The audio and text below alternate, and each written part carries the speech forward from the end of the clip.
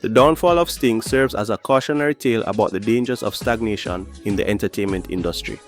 To remain relevant, events must adapt to changing cultural dynamics, audience expectations, and technological advancements. Sting's reliance on a formula that prioritized clashes and controversy ultimately alienated the very community it sought to serve.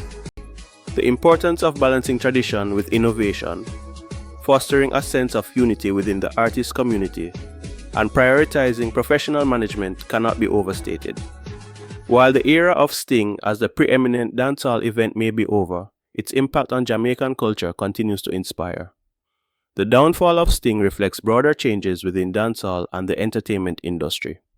From organizational missteps and the glorification of violent clashes to shifts in cultural preferences and audience behavior, the factors that led to Sting's decline are multifaceted. However, its legacy as a cultural phenomenon and a defining moment in dancehall history endures. For fans and artists alike, Sting remains a symbol of the genre's raw energy, its triumphs, and its challenges.